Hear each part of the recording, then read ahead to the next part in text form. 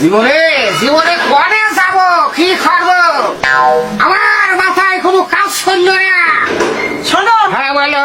কাজ তোমার বাবার খেলা লাগবে না। এই যে রাত বলে 2250 টাকা কিস্তি, তা কি তোমার খেয়াল আছে? এই কিস্তির টাকাটা তোমার কিনা তুলতে গেলে আমি বুঝলাম না তো।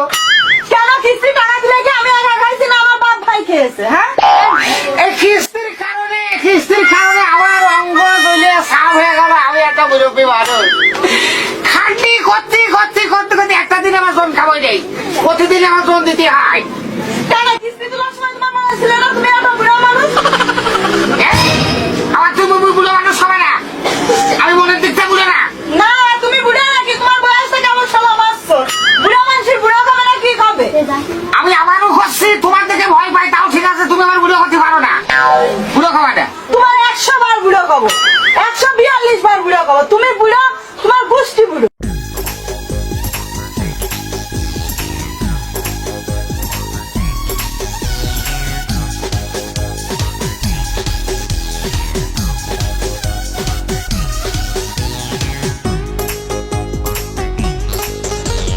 টাকা নাহি রে, পয়সা নাহি রে, টাকা নাহি রে, পয়সা নাহি রে, কিস্তিওয়ালা ভাঙে নিল ঘর। এখন আমি বলতে আমার কেউ নাই, সবই হলো পর। আমি জীবন্ত একটা লাশ, আমার কিস্তি অভিশাপ। আমি জীবন্ত একটা লাশ, আমার কিস্তি অভিশাপ।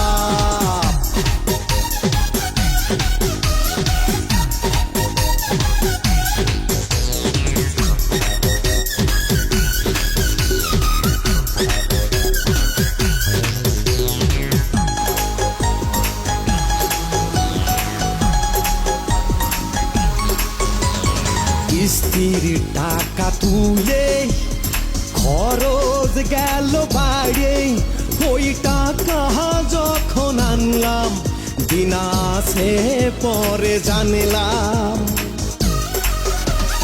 টাকা খরচ করলি এখন কিস্তি কেমনে দিবি? তোহর মতো হাবাইতে মেলক জীবনেও দেখিনি। তুই কনে যাসি রে, কিস্তির টাকা দে রে। তুই কনে যাসি রে, কিস্তির টাকা দে রে। কিস্তিওয়ালা আসবে কিছুক্ষণ পর, আমার মনে হচ্ছে হাঁটি ফেল করব, আমায় তুই ধর। আমি জীবন্ত একটা লাশ, আমার কিস্তি অভিশাপ। আমি জীবন্ত একটা লাশ, আমার কিস্তি অভিশাপ।